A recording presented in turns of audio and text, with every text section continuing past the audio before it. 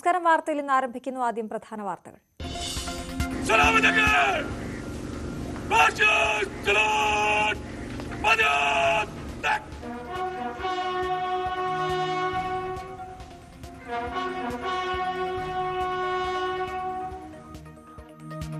രാജ്യം 75ാം റിപ്പബ്ലിക് ദിനാഘോഷ നിറവിൽ. കർത്തവ്യപഥിൽ ദേശീയ പതാക ഉയർത്തി രാഷ്ട്രപതി.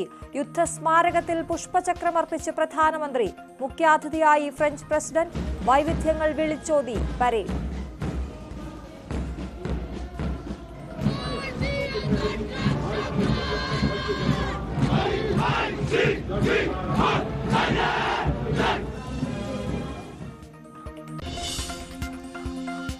റിപ്പബ്ലിക് ദിന സന്ദേശത്തിൽ സർക്കാരിന് ഗവർണറുടെ വിമർശനം. വിയോജിപ്പുകൾ അക്രമത്തിലേക്ക് പോകുന്നത് ജനാധിപത്യ രീതിയല്ല. We should not allow group rivalries or internal struggles for power to affect governance, thereby setting a bad example for our future generations. ബാഹ്യ ഇടപെടലുകൾ ഉന്നത വിദ്യാഭ്യാസ രംഗത്തെ മലീമസമാക്കുന്നു. We need institutions of higher education which are truly autonomous and free from any outside interference that leads the youth to engage in activities which pollute the academic environment. ഇന്നും പരസ്പരം മിണ്ടാതെ മുഖം കൊടുക്കാതെ ഗവർണറും മുഖ്യമന്ത്രി.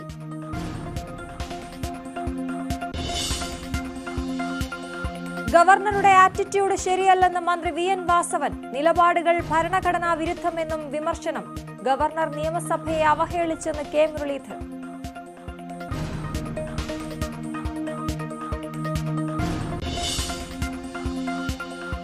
കെ. സുധാകരൻ ഒഴികെ എല്ലാ എംപിമാരും മത്സരിക്കുമെന്ന് കെ. മുരളീധരൻ. ഇപ്പോഴേ ചുവരെഴുതുന്നതിൽ തെറ്റില്ല. പ്രവർത്തകരെ തളർത്തേണ്ടതില്ലെന്നും മുരളീധരൻ.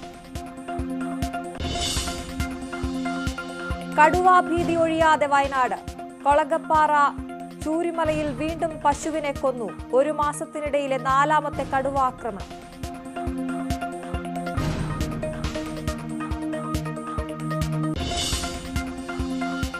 മഹാരാജാസ് കോളേജ് സംഘർഷത്തിൽ നടപടി. 21 വിദ്യാർത്ഥികളെ സസ്പെൻഡ് ചെയ്തു. നടപടി KSU ഫ്രട്ടേണിറ്റി പ്രവർത്തകർക്കെതിരെ.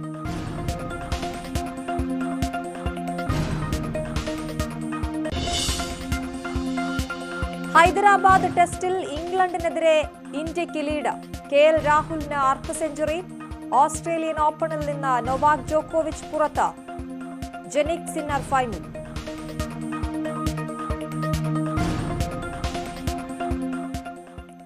റിപ്പബ്ലിക് ദിനാഘോഷത്തിൽ രാജ്യം.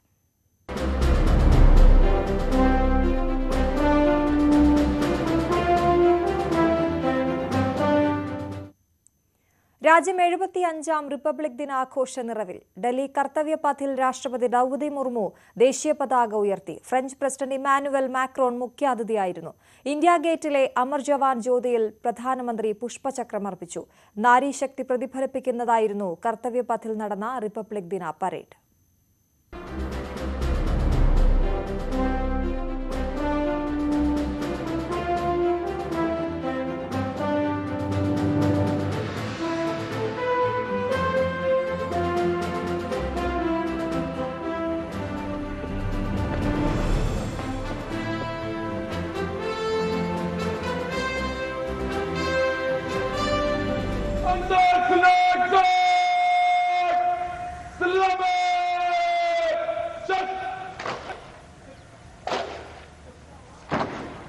ഇന്ത്യ ഗേറ്റിലെ അമർ ജവാൻ ജ്യോതിയിൽ പ്രധാനമന്ത്രി പുഷ്പചക്രം അർപ്പിച്ചതോടെയാണ് 75ാം റിപ്പബ്ലിക് ദിനാഘോഷത്തിന് ഔദ്യോഗിക തുടക്കമായത്. മുഖ്യാതിഥി ഫ്രഞ്ച് പ്രസിഡന്റ് ഇമ്മാനുവൽ മാക്രോണിനൊപ്പമാണ് രാഷ്ട്രപതി ദ്രൗപദി മുർമു ചടങ്ങിൽ പങ്കെടുക്കാനെത്തിയത്. Prime Minister Modi greeting President Murmu and of course his friend, the President of France, Emmanuel Macron. A warm embrace and a handshake, an exchange of words. President Macron making it a point to shake hands with each of our. കർത്തവ്യപഥിൽ രാഷ്ട്രപതി ദേശീയ പതാക ഉയർത്തി. പിന്നാലെ 21 gun സല്യൂട്ടുകൾ.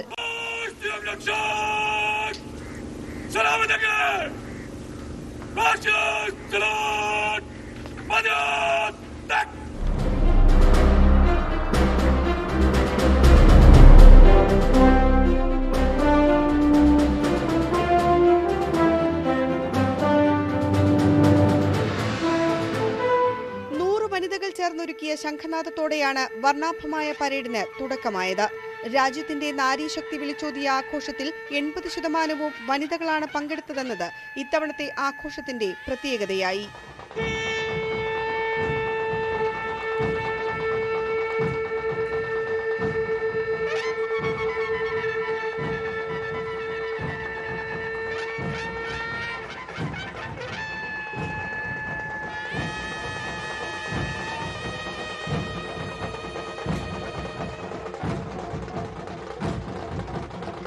രാജ്യത്തിന്റെ സായുധ ശക്തി പ്രകടമാക്കിയ പരേഡിൽ 2 Rafale യുദ്ധവിമാനങ്ങൾ ഉൾപ്പെടെ ഫ്രഞ്ച് സൈന്യവും അണിനിരന്നു. The French Foreign Legion Music Band, led by Captain Khourda, comprising 30 musicians, playing the Legion's anthem called La Boudin.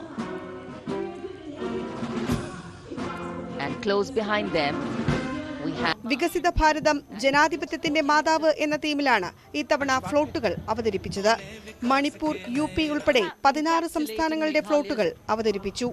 അയോധ്യയിലെ പ്രാണപ്രതിഷ്ഠയും Chandrayaan ദൗത്യവും ഫ്ലോട്ടിൽ പ്രതിഫലിച്ചു. The Chandrayaan-3 tableau depicts the successful soft landing of the Chandrayaan-3 spacecraft on the moon near the South Pole.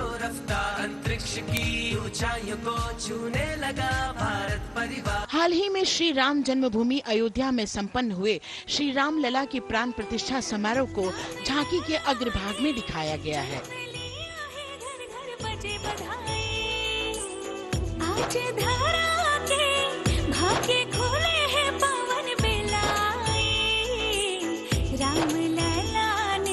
തുടർന്ന് കേരളീയ കലാരൂപങ്ങൾ ഉൾപ്പെടെ അവതരിപ്പിച്ചു. വിവിധ സേനാ വിഭാഗങ്ങളുടെ അഭ്യാസ പ്രകടനങ്ങളും അരങ്ങേറി. ഏറ്റവും ഒടുവിൽ 51 യുദ്ധവിമാനങ്ങൾ പങ്കെടുത്ത വ്യോമസേനയുടെ ഫ്ലൈപാസ്റ്റ്. National desk, news 18. സംസ്ഥാനത്തും വിപുലമായിരുന്നു റിപ്പബ്ലിക് ദിനാഘോഷങ്ങൾ. തിരുവനന്തപുരം സെൻട്രൽ സ്റ്റേഡിയത്തിൽ ഗവർണർ ആരിഫ് മുഹമ്മദ് ഖാൻ പതാക ഉയർത്തി. വിവിധ ജില്ലകളിൽ മന്ത്രിമാർ റിപ്പബ്ലിക് ദിനാഘോഷങ്ങൾക്ക് നേതൃത്വം നൽകി. വർണ്ണാഭമായിരുന്നു സംസ്ഥാനത്തും റിപ്പബ്ലിക് ദിനാഘോഷങ്ങൾ. രാവിലെ 9-ന് സെൻട്രൽ സ്റ്റേഡിയത്തിൽ ഗവർണറും മുഖ്യമന്ത്രിയും എത്തി. തുടർന്ന് ഗവർണർ ദേശീയ പതാക ഉയർത്തി.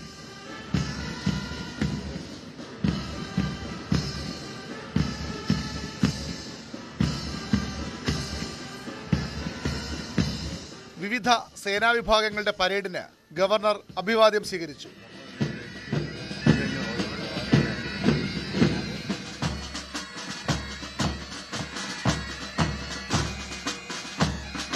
കൊല്ലത്ത് KB ഗണേഷ് കുമാർ, പത്തനംതിട്ടയിൽ വീണ ജോർജ്, ആലപ്പുഴയിൽ P പ്രസാദ് എന്നിവരാണ് റിപ്പബ്ലിക് ദിനാഘോഷങ്ങൾക്ക് നേതൃത്വം നൽകിയത്. കോട്ടയത്ത് VN വാസവനും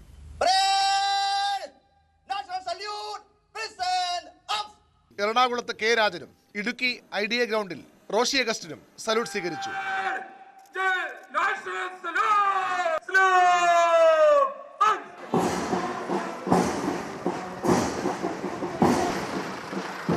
തൃശൂരിൽ K രാധാകൃഷ്ണനും പാലക്കാട് K കൃഷ്ണൻകുട്ടിയും മലപ്പുറം MSP പരേഡ് ഗ്രൗണ്ടിൽ GRNലുമാണ് ദേശീയ പതാക ഉയർത്തിയത്.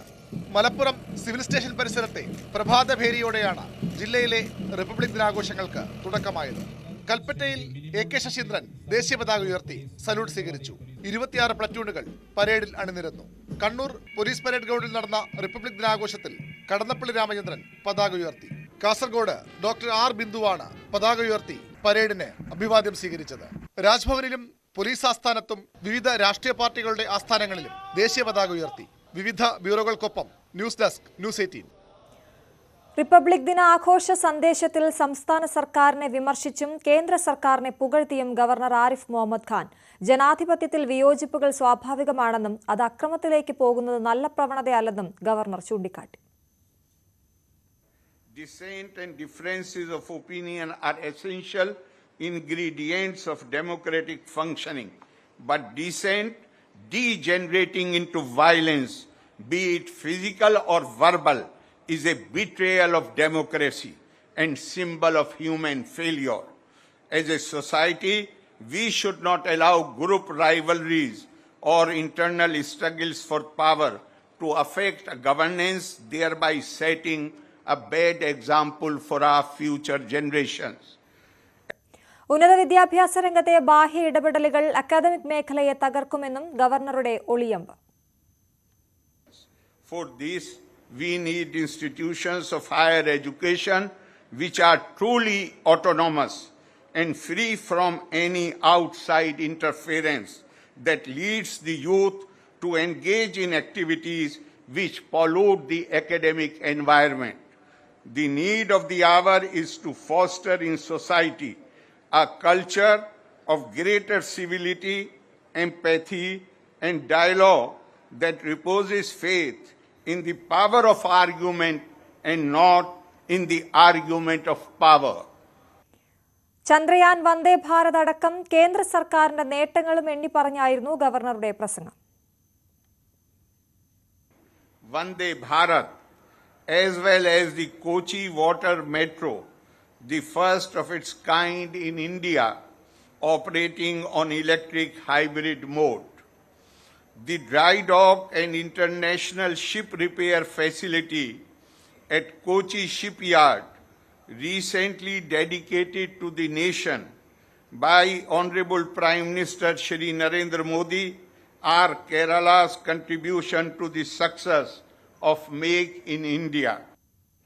റിപ്പബ്ലിക് ദിനാഘോഷവേദിയിൽ ഗവർണർക്കൊപ്പം മുഖ്യമന്ത്രിയും ഉണ്ടായിരുന്നു. ആഘോഷ ചടങ്ങിനിടെയും ഇരുവരും തമ്മിലുള്ള അനൈക്യം പ്രകടമായിരുന്നു.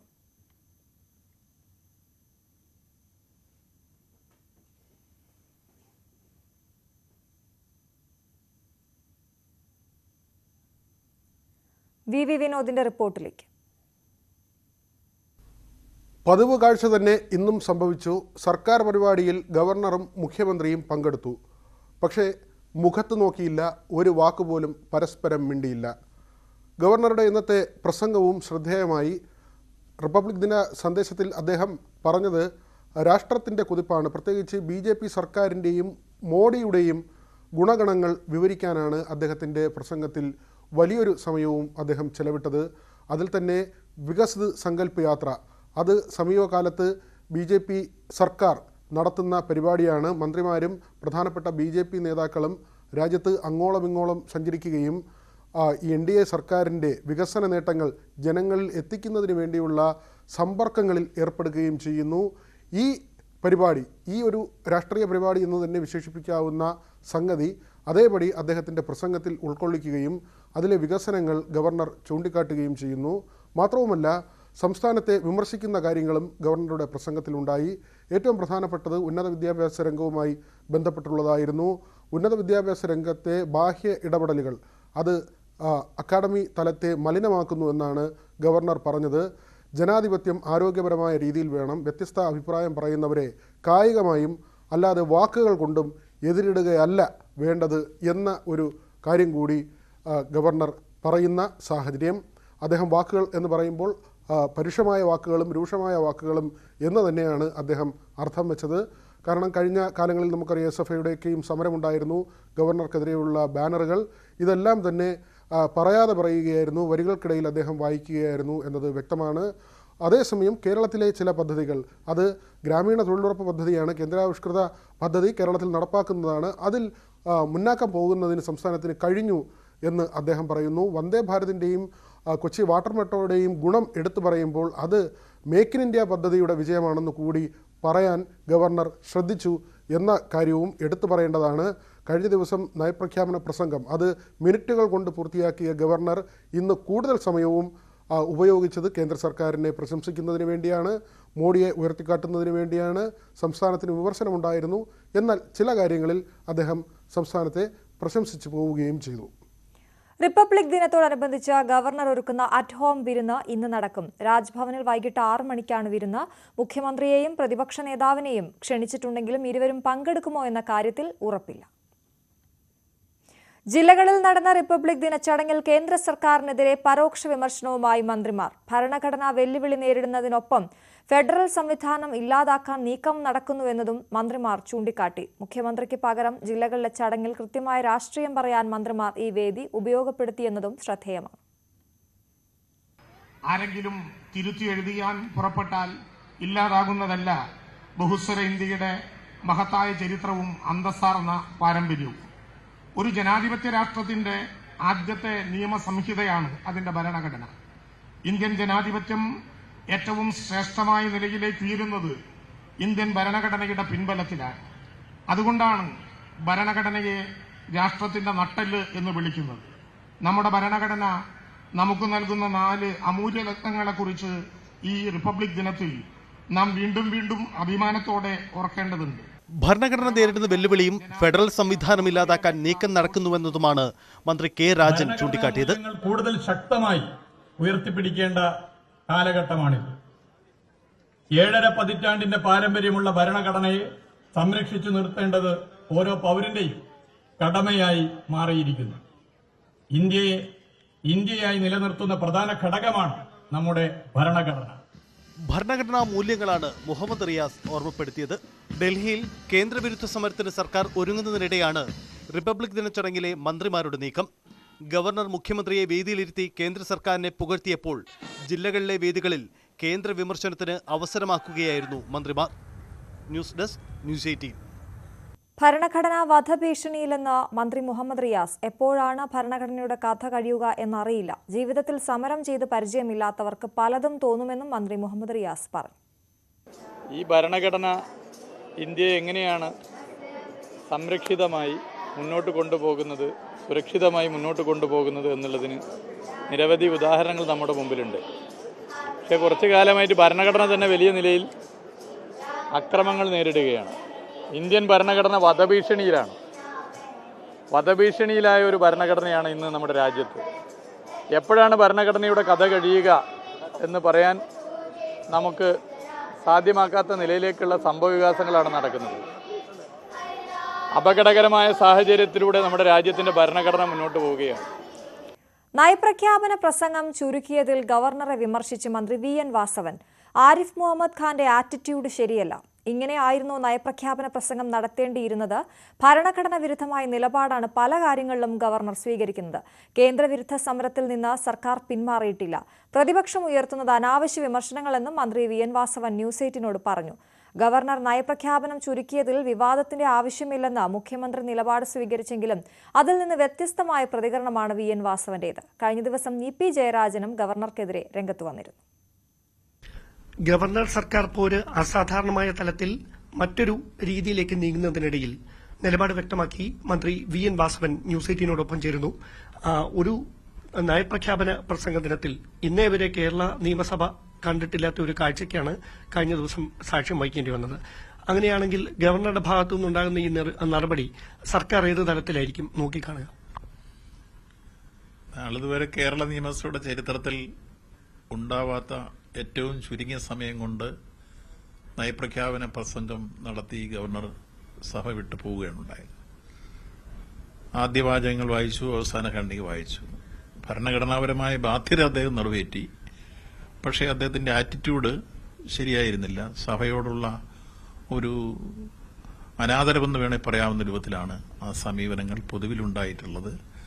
അദ്ദേഹം എടുത്തത്. എന്നാൽ ഭരണഘടനാപരമായ ബാധ്യത നിർവഹിച്ചു. അദ്ദേഹത്തിന്റെ ആദ്യവും വായിച്ചു, അവസാനവും വായിച്ചു. അപ്പോൾ ബാക്കി രേഖകൾ എല്ലാവർക്കും കയ്യിൽ കൊടുക്കുന്നു. നാളിതുവരെ സഭയുടെ ചരിത്രത്തിൽ ഇത്ര ചുരുങ്ങിയ സമയം കൊണ്ട് ഇത് അവതരിപ്പിച്ചു പോയ ഒരു സന്ദർഭം വേറെ ഉണ്ടായിട്ടില്ല. അതുകൊണ്ട് തന്നെ പൊതുവിലത് സഭ ഒരു അനാദരവായി കാണുന്നു എന്ന കാര്യം എടുത്ത് സൂചിപ്പിക്കുകയാണ്. ഈ എടുത്ത് പറയാനുള്ള ഒരു കാര്യം, ഈ കേന്ദ്ര സർക്കാരിനെതിരായ വിമർശനം സാമ്പത്തിക കാര്യങ്ങളിൽ മാത്രം ഒതുക്കി. അതിന് കാരണം ഈ എൻഫോഴ്സ്മെന്റ് ഡയറക്ടറേറ്റിന്റെ ഈ പിടിവിടാതെയുള്ള നീക്കങ്ങളാണ് എന്നുള്ള വിമർശനവുമായി പ്രതിപക്ഷം രംഗത്തെത്തിയിട്ടുണ്ട്. താങ്കളത് അംഗീകരിക്കുന്നുണ്ടോ? പ്രതിപക്ഷം എല്ലാ കാര്യത്തിലും അടിസ്ഥാനരഹിതമായ കാര്യങ്ങളാണ് ചൂണ്ടിക്കാണിക്കുന്നത്. ഇതുവരെയുള്ള സന്ദർഭങ്ങൾ നമ്മൾ പൊതുവെ പരിശോധിച്ചാൽ എത്ര നല്ല കാര്യങ്ങൾ ചെയ്താലും എന്തിനേയും കുറ്റപ്പെടുത്തുകയും എന്തിൽ നിന്നും വിട്ടുനിൽക്കുകയും ചെയ്യുന്ന ശൈലിയാണ് കേരളത്തിലെ പ്രതിപക്ഷം. അവർ ക്രിയാത്മക പ്രതിപക്ഷമല്ല. ക്രിയാത്മക പ്രതിപക്ഷമാണെങ്കിൽ സൃഷ്ടിപരമായ വിമർശനങ്ങളും ക്രിയാത്മക നിർദ്ദേശങ്ങളും മുന്നോട്ട് വയ്ക്കുമ്പോൾ അത് പൊതുവിൽ ഗവൺമെന്റ് സ്വാഗതം ചെയ്യും. എന്നാൽ എന്തിനേയും ഏതിനേയും അനവസരത്തിൽ എതിർക്കുകയും അടിസ്ഥാനരഹിതമായ രൂപത്തിലുള്ള കാര്യങ്ങൾ പറയുകയും ചെയ്യുന്ന ശൈലി സ്വീകരിക്കുന്ന പ്രതിപക്ഷമാണ് ഇന്ന് കേരളത്തിലുള്ളത്. കേരളത്തിൽ എത്രയോ പ്രശ്നങ്ങൾ നമ്മൾ കണ്ടു. എത്രയോ നല്ല പ്രോജക്റ്റുകൾ ഗവൺമെന്റ് കൊണ്ടുവന്നു. വികസന രംഗത്തും ക്ഷേമപ്രവർത്തനങ്ങളിലും സമാനതകളില്ലാത്ത പ്രവർത്തനങ്ങൾ നടത്തിയ ഗവൺമെന്റിനെ സ്ഥാനത്തും അസ്ഥാനത്തും എതിർക്കുകയും അവസാനം അവരെ പല കാര്യങ്ങളിൽ ഇപ്പോൾ കേരളീയം പരിപാടിയിൽ ക്ഷണിച്ചു, അത് ബഹിഷ്കരിച്ചു. നമ്മുടെ ലോക കേരള സഭ സംഘടിപ്പിച്ചു, അത് ബഹിഷ്കരിച്ചു. നവകേരള സദസ്സ് സംഘടിപ്പിച്ചു, അത് ബഹിഷ്കരിച്ചു. നമ്മൾ കരുതലും കൈത്താങ്ങുന്ന അദാലത്ത് പരിപാടി സംഘടിപ്പിച്ചു, അത് ബഹിഷ്കരിച്ചു. അപ്പൊ ഏത് നല്ല കാര്യങ്ങൾ വന്നാലും അതിനെല്ലാം അവർ ബഹിഷ്കരിക്കുകയും അടിസ്ഥാനരഹിതമായിട്ടുള്ള ആക്ഷേപങ്ങൾ ഉന്നയിക്കുകയും യഥാർത്ഥത്തിൽ അവരുടെ ചുമതല നിർവഹിക്കാത്ത ഒരു ക്രിയാത്മക പ്രതിപക്ഷമല്ല ഇന്ന് കേരളത്തിലെ പ്രതിപക്ഷം എന്ന് പൊതുവിൽ പറയേണ്ടി വരും. അങ്ങനെയാണെങ്കിൽ ഒരു കാര്യം കൂടെ മിനിസ്റ്റർ എടുത്തു പറയാനുള്ളത്, അതായത് കേന്ദ്രത്തിനെതിരായുള്ള ഈ അവഗണനയ്ക്കെതിരെ കേന്ദ്രവിരുദ്ധ സമരം പറഞ്ഞു. പക്ഷേ ആ സമരം ഒരു സമ്മേളനമായി മാറിയിരിക്കുന്നു എന്ന പരിഹാസമാണ് വി ഡി സതീശൻ സഭയിൽ ഉന്നയിച്ചത് കഴിഞ്ഞ ദിവസം. അത് അദ്ദേഹം അവരും വിചാരിക്കുന്നില്ലേ, ഞങ്ങൾ പ്രഖ്യാപിച്ച സമരം തന്നെയാണ്, അതിലൊരു മാറ്റമില്ല. ആ സമരമുഖത്തേക്ക് ദേശീയതലത്തിൽ ഇന്ത്യ സംവിധാനത്തിലെ വിവിധ BJP ഇതര മുഖ്യമന്ത്രിമാരായിരുന്നവരും അതുപോലെ തന്നെ ഇപ്പം മുഖ്യമന്ത്രിയായിട്ടുള്ളവരും ചില കക്ഷി നേതാക്കളെല്ലാം ക്ഷണിച്ചു. അവരെല്ലാം വന്ന് സംസാരിക്കുന്നതുകൊണ്ടാണ് ഈ സമ്മേളനം വ്യാഖ്യാനം കൊടുത്തത്. പക്ഷേ ഞങ്ങൾ പ്രഖ്യാപിച്ചത് സമരമാണ്, ആ സമരത്തിൽ നിന്നൊരു മാറ്റവുമില്ല. മുഖ്യമന്ത്രിയുടെ നേതൃത്വത്തിൽ മന്ത്രിമാരും മുഖ്യമന്ത്രി ചേർന്ന് സമരമാണ് കേന്ദ്രത്തിൽ പ്രഖ്യാപിച്ചിട്ടുള്ളത്. അത് ഇവരെല്ലാം വന്ന് അഭിവാദ്യം ചെയ്യുന്നു എന്നുള്ളത് കൊണ്ട് എങ്ങനെ സമ്മേളനമായി മാറ്റുന്നത്? അവർക്ക് ഇഷ്ടപ്പെടാതെ പോകുന്നത് കോൺഗ്രസിന്റെ പ്രസിഡന്റിനെ അടക്കം ക്ഷണിച്ചിട്ടുണ്ട്, ഖാർഗെ അടക്കം.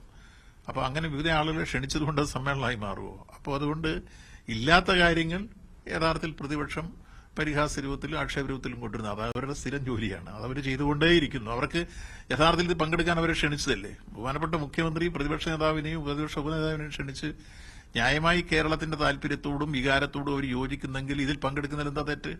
അവർ കുറെ കഴിഞ്ഞപ്പോൾ ഞങ്ങൾ അതിൽ പങ്കെടുക്കുന്നില്ല, എല്ലാത്തിലും പങ്കെടുക്കുന്നില്ല എന്ന് പറഞ്ഞ പോലെ തന്നെ കേരളത്തിന്റെ ഏതെങ്കിലും പ്രശ്നങ്ങൾ ഉയർത്താൻ കോൺഗ്രസിന്റെ 18 MPമാരുണ്ടായിരുന്നിട്ട് പാർലമെന്റിൽ അവർ തയ്യാറായില്ല.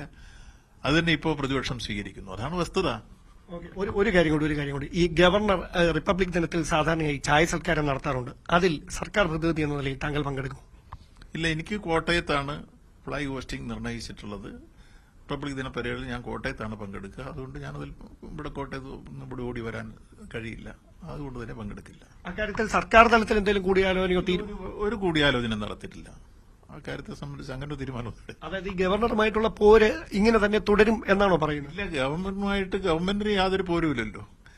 ഗവർണർ ചില കാര്യങ്ങളിൽ നിഷേധാത്മക സമീപനം സ്വീകരിക്കുന്നു. ഭരണഘടനയെ അദ്ദേഹം മാനിക്കുന്നില്ല, നിയമസഭയെ മാനിക്കുന്നില്ല. ഞങ്ങൾ പാസ്സാക്കി ഐകകണ്ഠേന കൊടുത്തിട്ടുള്ള ബില്ലുകൾ എന്തിനാണ് തടസ്സപ്പെടുന്നത്? പതിവ് ബില്ല് എന്തിനാണ് ആ പ്രശ്നത്തിൽ ഒരു തർക്കം പറയുന്നത്? സഹകരണ ബില്ല് ഞങ്ങൾ യോജിച്ച് പാസ്സാക്കിയതാണ് ഇതെല്ലാം. അങ്ങ് സഭയിൽ പ്രതിപക്ഷവും ഭരണപക്ഷവും യോജിച്ച് പാസ്സാക്കിയാൽ കേരളത്തിന്റെ ആകെ വികാരങ്ങളാണ് അവിടെ മുമ്പിലെത്തുക. അതിൽ ഒറ്റപ്പെട്ട രൂപത്തിൽ ഗവർണർ എന്തിനാണ് അതിനെ ഈ രൂപത്തിലേക്ക് പിടിച്ചു വെക്കുകയും അതിൽ ഒപ്പിടാതിരിക്കുകയും അതിനെതിരെ നിലപാട് സ്വീകരിക്കുകയും ചെയ്തു? അത്തരം ശൈലികളെ ഗവർണറോടല്ല എതിർപ്പ്, ഗവർണറുടെ സമീപനത്തോടാണ്, അയാളുടെ നയപരമായ നിലപാടിനോടാണ് നമുക്ക് എതിർപ്പ്. തീർച്ചയായിട്ടും വളരെയധികം നന്ദി നിലപാട് വ്യക്തമാക്കിയത്. മറ്റു വാർത്തകളുടെ വേളയ്ക്ക് ശേഷം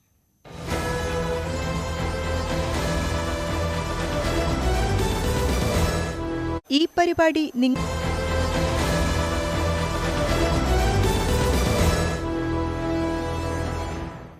വീണ്ടും വാർത്തയിലേക്ക്. പത്മ പുരസ്കാരത്തിൽ നന്ദിയുണ്ടെന്ന് ഒ രാജഗോപാൽ. ജീവിതത്തിലെ പ്രധാന നാഴികക്കല്ലായി കാണുന്നു.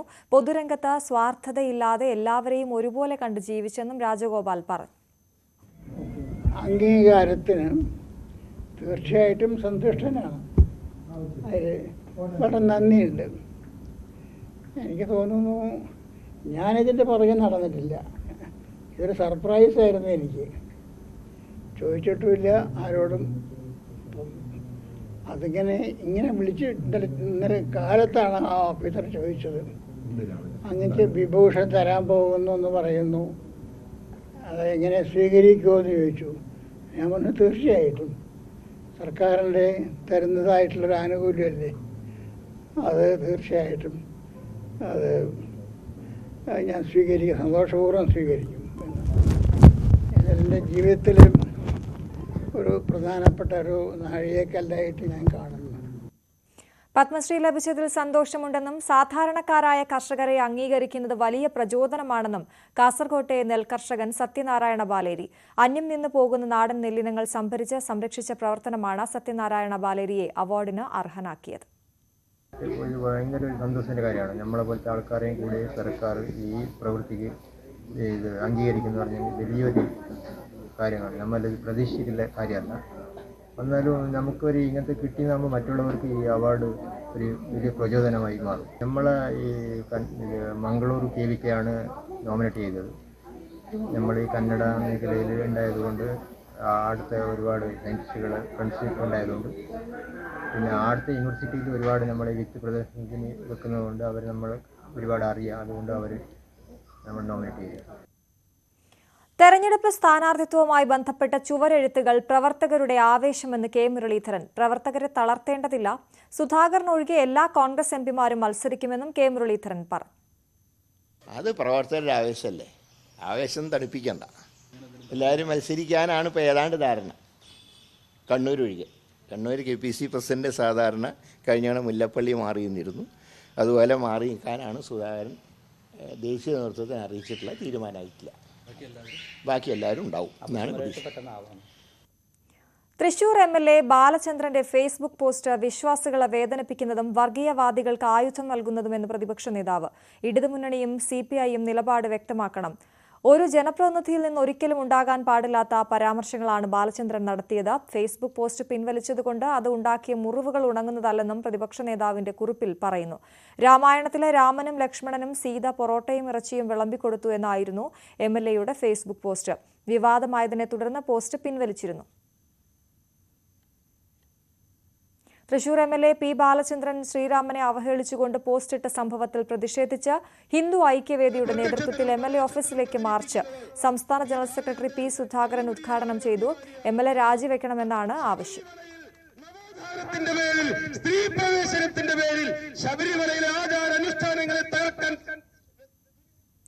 മഹാരാജാസ് കോളേജ് സംഘർഷത്തിൽ 21 വിദ്യാർത്ഥികളെ സസ്പെൻഡ് ചെയ്തു. KSU ഫ്രറ്റേണിറ്റി പ്രവർത്തകരെയാണ് സസ്പെൻഡ് ചെയ്തത്. അന്വേഷണ കമ്മീഷന് മുന്നിൽ ഹാജരാകാനല്ലാതെ ഇവർക്ക് കോളേജിൽ പ്രവേശിക്കാനാകില്ല.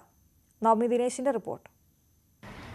മഹാരാജാസ് കോളേജ് സംഘർഷവുമായി ബന്ധപ്പെട്ട 21 വിദ്യാർത്ഥികളെയാണ് കോളേജിൽ നിന്നും സസ്പെൻഡ് ചെയ്തത്.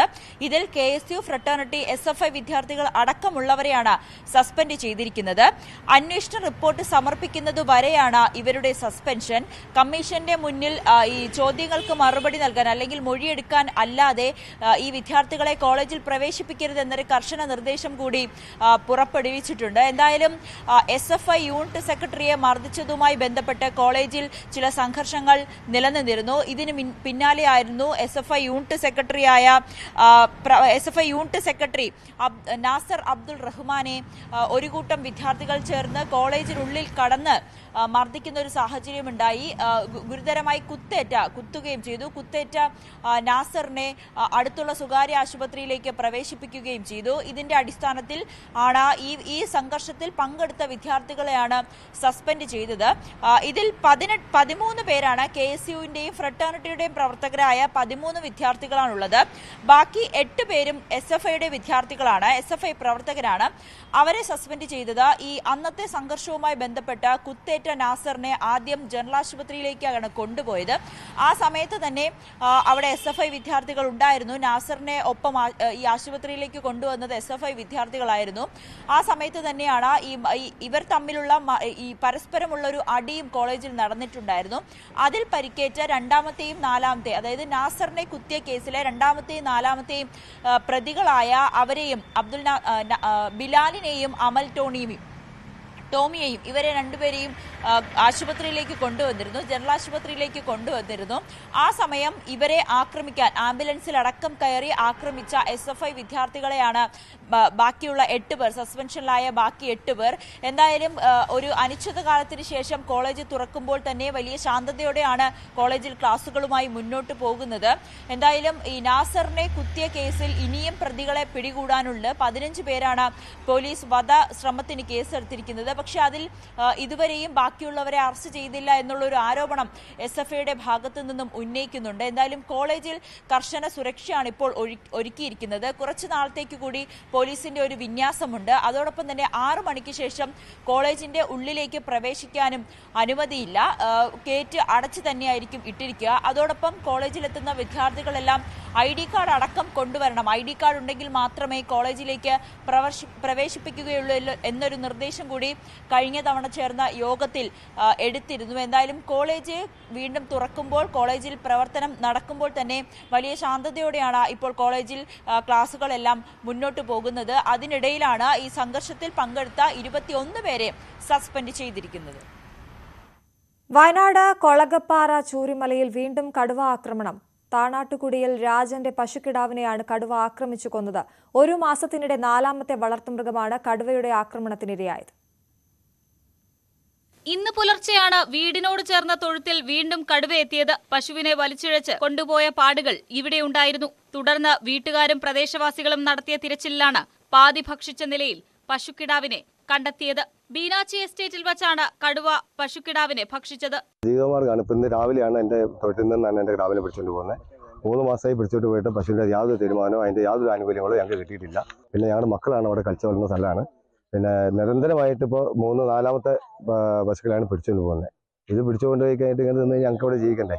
ഞങ്ങളുടെ ജീവിതമാർഗ്ഗം ആകെ പോയിക്കൊണ്ടിരിക്കുകയാണ്. 3 മാസം മുൻപ് രാജന്റെ മറ്റൊരു കറവ പശുവിനെയും 2 ആഴ്ച മുമ്പ് ചെറുപുറത്തെ പറമ്പിൽ ഷെർലി കൃഷ്ണയുടെ പോത്തിനെയും കടുവ കൊന്നിരുന്നു. വനം വകുപ്പ് പ്രദേശത്തെ ക്യാമറയും കൂടും സ്ഥാപിച്ചിട്ടുണ്ടെങ്കിലും കടുവയെ പിടികൂടാത്തതിൽ ജനരോക്ഷം ഉയരുന്നുണ്ട്. മേഖലയിൽ മറ്റൊരു കൂട് സ്ഥാപിക്കാനാണ് വനം വകുപ്പിന്റെ തീരുമാനം. കടുവയുടെ സാന്നിധ്യം കണ്ടെത്തിയതോടെ കടുത്ത ആശങ്കയിലാണ് പ്രദേശവാസികൾ. ന്യൂസ് 18 വയനാട്. തിരുവനന്തപുരം വെള്ളറടയിൽ 62-കാരിയെ കത്തിക്കരിഞ്ഞ നിലയിൽ കണ്ടെത്തി. ആനപ്പാറ കാറ്റാടി സ്വദേശി നളിനിയാണ് മരിച്ചത്. നളിനിയുടെ മകൻ മോസസ് ബിബിനാണ് അമ്മയെ തീ കൊളുത്തി കൊലപ്പെടുത്തിയതെന്നാണ് സംശയം. ഇയാളെ പോലീസ് കസ്റ്റഡിയിലെടുത്തു. നളിനിക്ക് ഭക്ഷണവുമായി എത്തിയ ഇളയ മകനാണ് തീ പടരുന്നത് കണ്ടത്.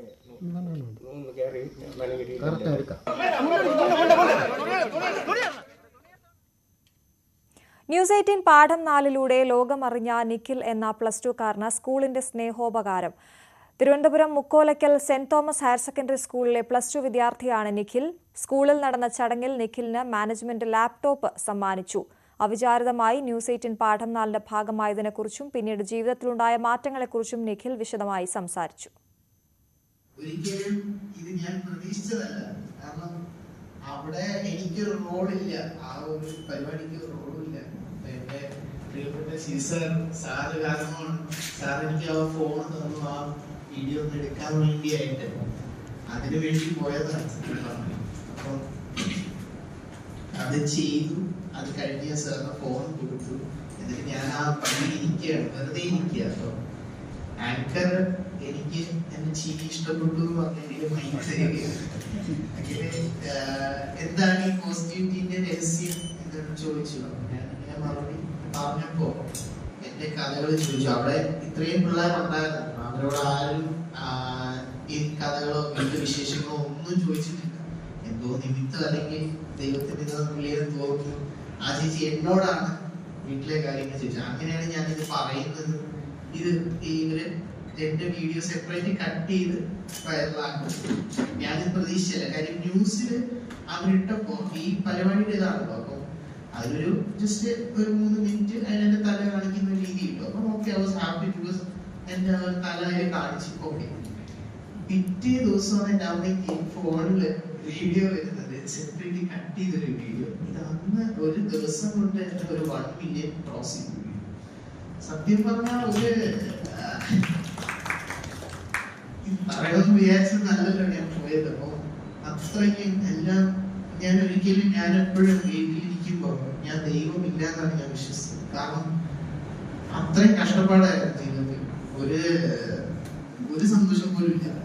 വീട്ടിലിരുന്ന് ഓരോ പണി കാര്യങ്ങൾ ചെയ്യും. എന്താ പറയാ, ഒരു രീതിക്കും സന്തോഷം. ഇപ്പൊ എന്താ ഇങ്ങനെ എല്ലാം ചെയ്ത് എന്റെ അമ്മ പ്രാർത്ഥിക്കും. അമ്മ ഒരുപാട് പ്രാർത്ഥിക്കും.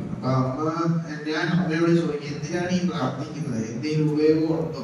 ഞാൻ അങ്ങനെ ചോദിച്ചിട്ടുണ്ട്. എന്തെങ്കിലും ഉപയോഗം ഉണ്ടോ ഇങ്ങനെ പ്രാർത്ഥിച്ചിട്ട്?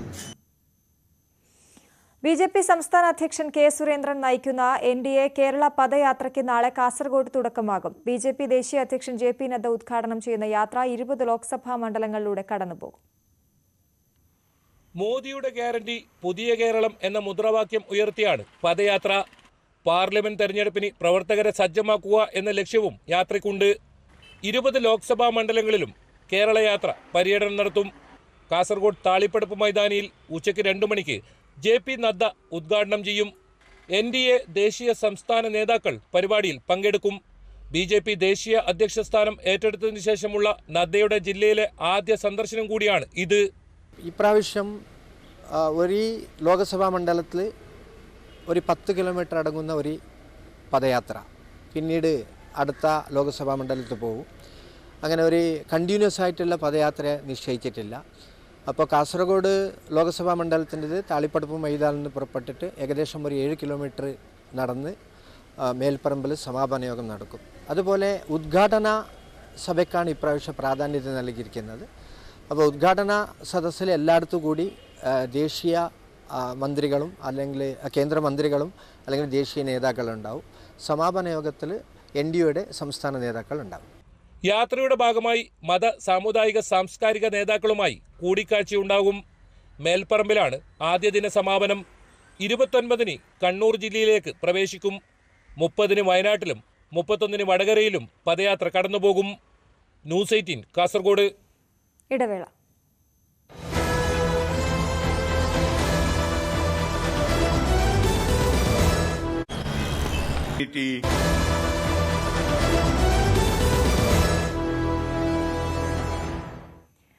ആയിരത്തി 1971 യുദ്ധത്തിനു ശേഷം ഇന്ത്യ ഏറെ പ്രാധാന്യത്തോടെ കാണുന്ന അതിർത്തിയാണ് രാജസ്ഥാനിലെ ബൗലിയാൻ. 1995 ഇലക്ട്രിക് ഫെൻസിംഗ് കെട്ടി നിരീക്ഷണം ശക്തമാക്കിയതോടെ ഇതുവഴിയുള്ള നുഴഞ്ഞുകയറ്റം അവസാനിച്ചു. രാജ്യത്തെ പാകിസ്ഥാനുമായി ഏറ്റവും ദൂരം അതിർത്തി പങ്കിടുന്നതും രാജസ്ഥാനിലാണ്.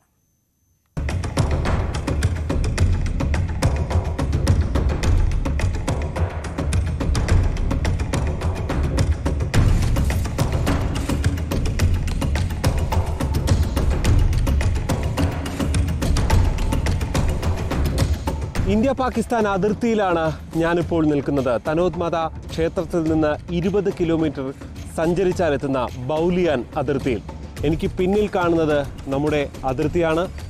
ഇലക്ട്രിക് ഫെൻസിംഗ് കൊണ്ട് ഇവിടെ ഈ ഫെൻസിങ് കെട്ടി തിരിച്ചിട്ടുണ്ട്. അപ്പുറത്ത് പാകിസ്ഥാൻ ബോർഡർ കാണാം. ഈ ഭൂമിയുടെ തൊട്ടപ്പുറം ഇപ്പോൾ കാണുന്ന നമ്മൾ നിൽക്കുന്നതിൻ്റെ തൊട്ടപ്പുറ വശമാണ് പാകിസ്ഥാൻ. ഇവിടെ അത്തരം എഴുത്തുകളൊക്കെ നമുക്ക് കാണാൻ സാധിക്കും. India Pakistan border pillar number 609 എന്നാണ് എഴുതിയിരിക്കുന്നത്. ഇവിടെ നിന്ന് എനിക്ക് പിന്നിലേക്ക് വന്നു കഴിഞ്ഞാൽ തൊട്ടിപ്പുറത്ത് വാച്ച് ടവർ നമുക്ക് കാണാൻ സാധിക്കുന്നുണ്ട്. ഈ വാച്ച് ടവറിൽ നിന്നുകൊണ്ട് 24 മണിക്കൂറും നമ്മുടെ സൈനികർ രാജ്യത്തിൻ്റെ സുരക്ഷ നോക്കുന്നു. അതായത് ഇത് ഇവിടെ നിന്ന് ഒരു 800 മീറ്റർ അപ്പുറത്തേക്ക്, ഒരുപക്ഷെ ദൃശ്യങ്ങളിൽ നമുക്ക് കാണാൻ സാധിച്ചെന്ന് വരില്ല, തൊട്ടപ്പുറത്താണ് പാകിസ്ഥാൻ്റെ ചെക്ക് പോസ്റ്റ് ഉള്ളത്. ചെക്ക് പോസ്റ്റ് എന്ന് വെച്ചാൽ ഈ അതിർത്തിയിലെ ഈ ചെക്ക് പോസ്റ്റ് ഉള്ളത്. അവിടെയും സദാ സന്നദ്ധരായി അവിടെ കാത്തു നിൽക്കുന്നത് നമുക്ക് കാണാൻ സാധിക്കും. എന്തായാലും ഇവിടേക്ക് എത്താൻ ജില്ലാ ഭരണകൂടത്തിൻ്റെയും സൈന്യത്തിൻ്റെയും ഒക്കെ പ്രത്യേക അനുമതി ഉണ്ടെങ്കിൽ മാത്രമേ ഈ അതിർത്തി പ്രദേശം പൊതുജനങ്ങൾക്ക് കാണാൻ സാധിക്കുകയുള്ളൂ. BSFൻ്റെ നിയന്ത്രണത്തിലാണ് ഈ അതിർത്തി സ്ഥിതി ചെയ്യുന്നത്.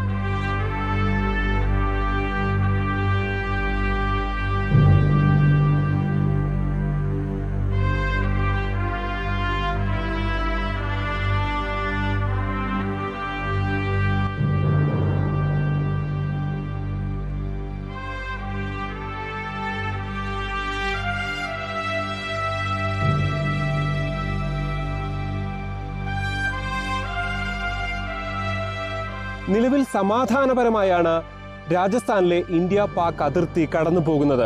1971 യുദ്ധത്തിന് ശേഷം കാര്യമായ നുഴഞ്ഞുകയറ്റ ശ്രമങ്ങൾ ഒന്നും ഉണ്ടായിട്ടില്ല. പക്ഷേ ഇവിടെ സൈനികർ നേരിടുന്ന പ്രധാനപ്പെട്ട വെല്ലുവിളി ഇവിടുത്തെ കാലാവസ്ഥയാണ്. ചില സമയങ്ങളിൽ -ഡിഗ്രിയിലേക്ക് എത്തുന്നു. ചില സമയങ്ങളിൽ ഏതാണ്ട് 55 ഡിഗ്രി സെൽഷ്യസ് വരെ ഈ അതിർത്തിയിൽ താപനില രേഖപ്പെടുത്തുന്നു. ഒരേ ദിവസം തന്നെ ഇത് രണ്ടും സംഭവിക്കുന്നതും പലപ്പോഴും ഉണ്ടാകാറുണ്ട്. ഈ കാലാവസ്ഥയെ അതിജീവിച്ച് അതിർത്തിയിൽ നമ്മുടെ സൈന്യം രാജ്യത്തെ കാക്കുകയാണ്. 2 തവണയാണ് പാകിസ്ഥാൻ ഈ രാജസ്ഥാൻ അതിർത്തി വഴി രാജ്യത്തെ ആക്രമിച്ചത്. 1995 വരെ ഇങ്ങനെ ഈ ഒരു മുള്ളുവേലികളൊന്നും ഇവിടെ ഉണ്ടായിരുന്നില്ല. പിന്നീട് ഏതാണ്ട് 3 വർഷമെടുത്ത് ഈ മുള്ളുവേലി നിർമ്മിച്ചു. ഒപ്പം തന്നെ വൈദ്യുത ഫെൻസിംഗ് ആണ്. ഇതിൽ തൊട്ടാൽ കരണ്ടടിക്കുന്ന സാഹചര്യമാണ് ഉള്ളത്. മാത്രവുമല്ല ഇവിടെയെല്ലാം ഏതാണ്ട് വൈദ്യുതീകരിച്ചുകൊണ്ട് നിരവധി വിളക്കുകൾ സ്ഥാപിച്ചിരിക്കുന്നതും നമുക്കിവിടെ കാണാൻ സാധിക്കും. മാത്രമല്ല BSFിൻ്റെ വിവിധ വിഭാഗങ്ങൾ, BSF തന്നെ പലതരത്തിലുള്ള പെട്രോളിങ്ങും ഇവിടെ നടത്തുന്നുണ്ട്. പ്രത്യേകിച്ച് ഒട്ടകത്തിൻ്റെ പുറത്തടക്കം ഇവിടെ പെട്രോളിംഗ് നടത്തുന്നതും നമുക്ക് കാണാൻ സാധിക്കും. In extreme hot and winter climate, during summer it goes beyond 50 degrees centigrade, and during winter sometimes it falls 0 degree temperature. Apart from that, the area is very difficult, very less vegetation is here, as well as habitation also is very less in this area. The main issue at this border is only the survival due to the scarcity of water and the climatic condition. രാജ്യത്തിൻ്റെ അതിർത്തികളിൽ നമ്മുടെ സൈനികർ യാതൊരു ബുദ്ധിമുട്ടും കൂടാതെ നടത്തുന്ന സേവനം കൊണ്ടുകൂടിയാണ് രാജ്യത്ത് നമുക്ക് സ്വസ്ഥമായി കഴിയാൻ സാധിക്കുന്നത്. BSF ഉൾപ്പെടെ അർദ്ധസൈനിക വിഭാഗങ്ങളും വിവിധ സൈനിക സേനാ വിഭാഗങ്ങളും എല്ലാം ഇതേ നിലയിൽ നമ്മുടെ അതിർത്തിയിൽ കണ്ണിമ ചിമ്മാതെ അതിർത്തി കാക്കുകയാണ്. ബൗലിയയിൽ നിന്നും ജി ശ്രീജിത്ത്, ന്യൂസ് 18. രാജസ്ഥാനിലെ ഇന്ത്യ പാകിസ്ഥാൻ അതിർത്തിയിൽ നിന്ന് 20 കിലോമീറ്റർ അകലെ മാത്രം സ്ഥിതി ചെയ്യുന്ന ക്ഷേത്രമാണ് തനോത് മാതാ ക്ഷേത്രം. ചരിത്രത്തിനൊപ്പം ഐതിഹ്യത്തിനും ഏറെ പ്രാധാന്യമുള്ള ഈ ക്ഷേത്രം ഇന്ന് BSFിന്റെ അധീനതയിൽ ആണുള്ളത്. 1965 പാകിസ്ഥാൻ ക്ഷേത്രം തകർക്കാൻ നിരവധി തവണ ബോംബാക്രമണം നടത്തിയെങ്കിലും ക്ഷേത്രത്തിന് ഒരു പരുക്കും പറ്റിയില്ല. ദേവിയുടെ ശക്തി കൊണ്ടാണിതെന്ന വിശ്വാസത്തിൽ രാജ്യസ്നേഹികളുടെ പ്രധാന സന്ദർശന കേന്ദ്രമാണ് തനോത് മാതാ ക്ഷേത്രം.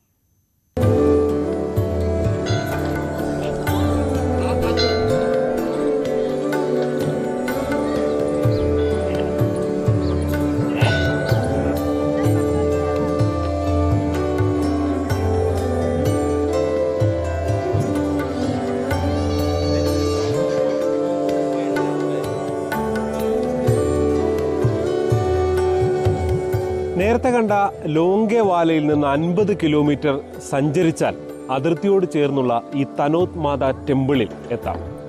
ഇതിനും ചരിത്രവും ഐതിഹ്യവും ഒക്കെ ചേർന്നതാണ് ഈ ക്ഷേത്രത്തിൻ്റെ ഒരു പശ്ചാത്തലം. 1965 പാകിസ്ഥാൻ ആർമി ഈ തനോത് മാതാ ക്ഷേത്രം ഉൾപ്പെടുന്ന ഗ്രാമത്തിലേക്ക് അറ്റാക്ക് നടത്തി എന്നുള്ളതാണ് ചരിത്രം. ചില വിശ്വാസങ്ങൾ ഉള്ളത്, ഇവിടേക്ക് വലിയ രീതിയിൽ ബോംബ് വർഷം നടത്തിയെങ്കിലും അതൊന്നും പൊട്ടിയില്ല. അതിന് പ്രധാന കാരണം ഈ ദേവിയുടെ ചൈതന്യമാണ് എന്നുള്ളതാണ് ഇവിടെ ഒരു വിശ്വാസം.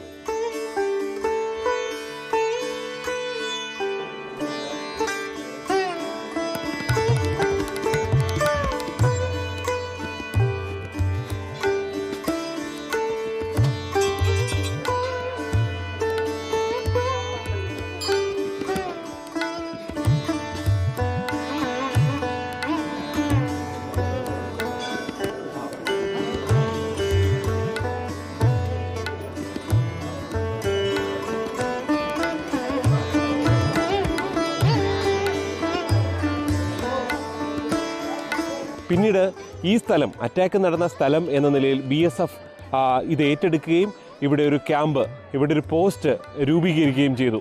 ഇന്ന് ഈ തനോത് മാതാ ക്ഷേത്രം അതിൻ്റെ എല്ലാ തരത്തിലുള്ള അധികാരങ്ങളും ഇവിടുത്തെ പൂജയും എല്ലാം നടത്തുന്നത് BSF ആണ്. BSF ജവാന്മാരാണ് ഇവിടെ പ്രസാദം പോലും നൽകുന്നത്. മാത്രവുമല്ല, അന്ന് നടന്ന അറ്റാക്കിൻ്റെ ഭാഗമായി അന്ന് പൊട്ടാത്ത ബോംബുകൾ ഈ ക്ഷേത്രത്തിനുള്ളിൽ തന്നെ വിഗ്രഹത്തോട് ചേർന്നുള്ള സ്ഥലത്ത് തന്നെ ഒരു ചരിത്ര സ്മാരകമായി സൂക്ഷിക്കുന്നതും നമുക്ക് കാണാം.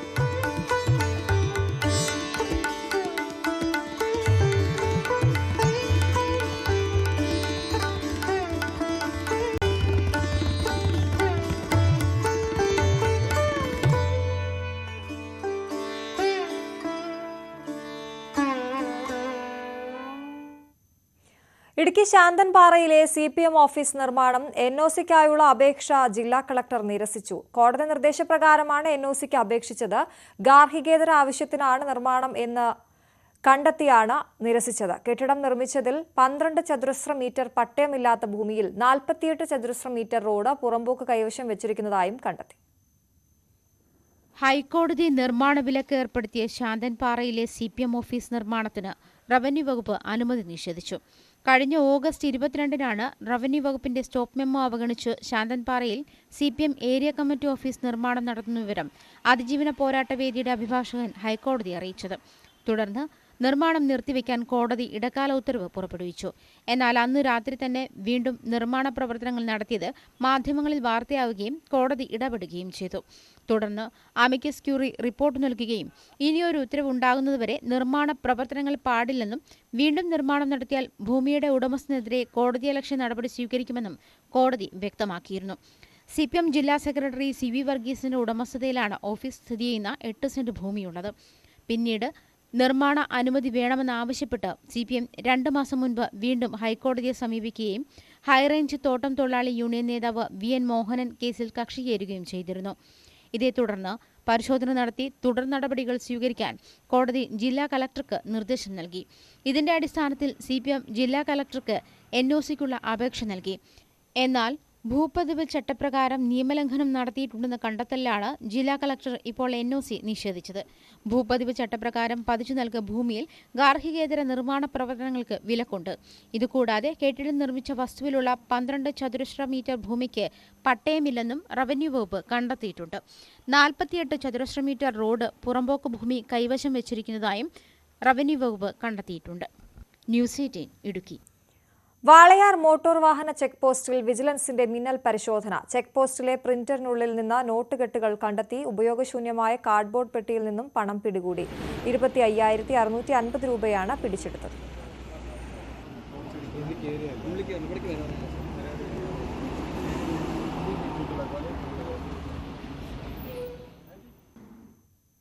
തൃശൂർ മാളയിൽ നിർമ്മാണത്തിലിരുന്ന വീടിന്റെ തട്ട് തകർന്നു വീണ 3 പേർക്ക് പരിക്ക്. പരിക്കേറ്റവരെ മാള ഗുരുധർമ്മം മിഷൻ ആശുപത്രിയിൽ പ്രവേശിപ്പിച്ചു.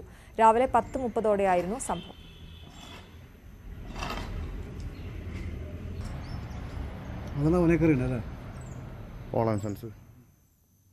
കാസർഗോഡ് കളക്കരയിൽ പിക്കപ്പും ബോർവെൽ ലോറിയും കൂട്ടിയിടിച്ച് അപകടത്തിൽ ഒരാൾ മരിച്ചു. 3 പേർക്ക് പരിക്കേറ്റു. പിക്കപ്പ് ഡ്രൈവർ കള്ളാർ സ്വദേശി ജിജോ ജോസഫാണ് മരിച്ചത്. കൂട്ടിയിടിച്ച ശേഷം 10 അടി താഴ്ചയിലേക്ക് പിക്കപ്പിന് മുകളിലേക്ക് ബോർവെൽ ലോറി മറിയുകയായിരുന്നു. അപകടത്തിന്റെ CCTV ദൃശ്യങ്ങൾ പുറത്തുവന്നു.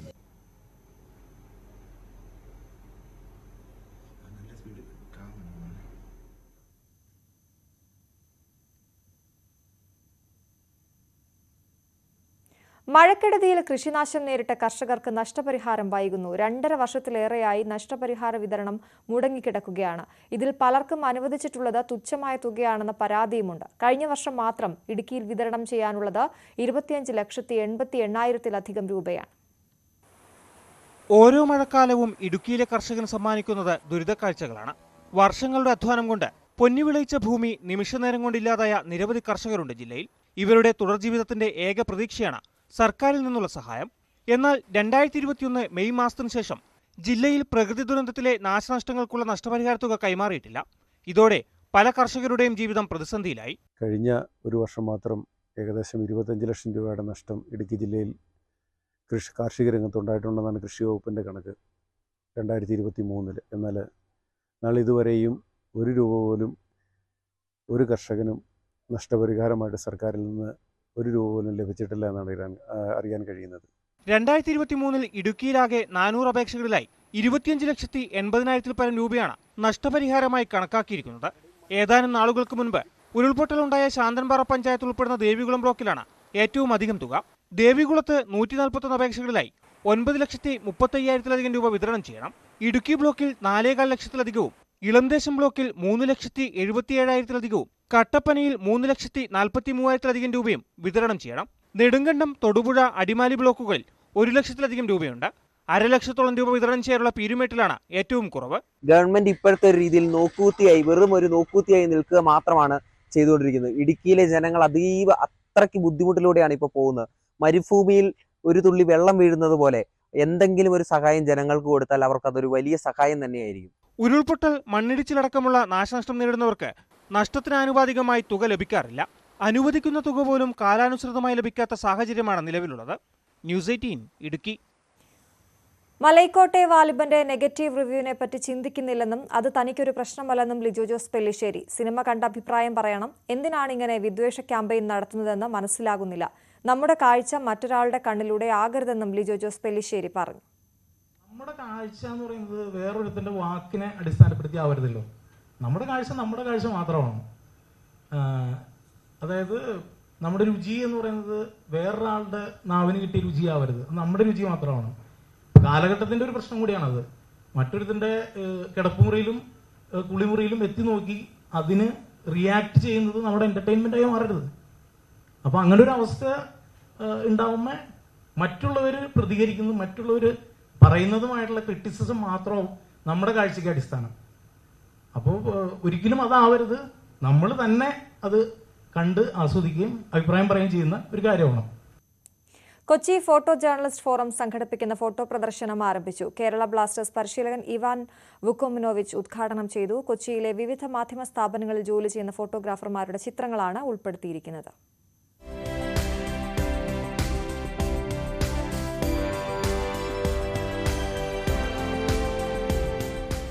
കഴിഞ്ഞ ഒരു വർഷക്കാലം ക്യാമറ കണ്ട അസുലഭമായ കാഴ്ചകളാണ് ചിത്രങ്ങളായി നിറയുന്നത്. സാധാരണ ഒരു ചിത്രത്തിനപ്പുറം ഒരു വാർത്താ ചിത്രം എന്തെല്ലാം പറയുന്നുണ്ടെന്ന് കാഴ്ചക്കാരനെ ബോധ്യപ്പെടുത്തുന്നതാണ് ഓരോ ചിത്രവും. എറണാകുളം ദർബാർ ഹാൾ ആർട്ട് ഗാലറിയിൽ നടക്കുന്ന പ്രദർശനം കേരള ബ്ലാസ്റ്റേഴ്സ് പരിശീലകൻ ഇവാൻ വുക്കോമിനോവിച്ച് ഉദ്ഘാടനം ചെയ്തു. The picture tells 1,000 words, and when you see that in today's let's say world, anybody can take a picture, anybody can take a photo, but not everybody can take a photo that will tell those 1,000 words. മുതിർന്ന ഫോട്ടോഗ്രാഫറായ VS Shine എഴുതിയ ലേഖനങ്ങളുടെ സമാഹാരം കൈവിടർത്തുന്ന കാലമെന്ന പുസ്തകം ചടങ്ങിൽ പ്രകാശനം ചെയ്തു. കൊച്ചിയിലെ വിവിധ മാധ്യമങ്ങളിൽ ജോലി ചെയ്യുന്ന 33 ഫോട്ടോഗ്രാഫർമാർ പകർത്തിയ 66 ചിത്രങ്ങളാണ് പ്രദർശനത്തിലുള്ളത്. ന്യൂസ് 18 കൊച്ചി. ഇനി സ്വർണം വെള്ളി നിരക്കുകൾ. കവിത ഗോൾഡ് ആൻഡ് ഡയമണ്ട്സ് ഇന്നത്തെ സ്വർണം വെള്ളി നിരക്കുകൾ നിങ്ങൾക്കായി സമർപ്പിക്കുന്നത്. വലിയ സ്വപ്നങ്ങൾ, വലിയ സന്തോഷങ്ങൾ, വലിയ collection. Kavitha gold and diamonds. സ്വർണം 22 ക്യാരറ്റ് ഗ്രാമിന് 5755 രൂപ, പവന് 46,040 രൂപ. 18 ക്യാരറ്റ് ഗ്രാമിന് 4780 രൂപ, പവന് 38,240 രൂപ. വെള്ളി ഗ്രാമിന് 77 രൂപ, കിലോയ്ക്ക് 77,000 രൂപ. കവിത ഗോൾഡ് ആൻഡ് ഡയമണ്ട്സ് ഇന്നത്തെ സ്വർണം വെള്ളി നിരക്കുകൾ നിങ്ങൾക്കായി സമർപ്പിക്കുന്നത്. വലിയ സ്വപ്നങ്ങൾ, വലിയ സന്തോഷങ്ങൾ, വലിയ collection. Kavitha gold and diamonds. വാർത്തയിൽ നിന്ന് പൂർണ്ണമാകുന്നു. നമസ്കാരം.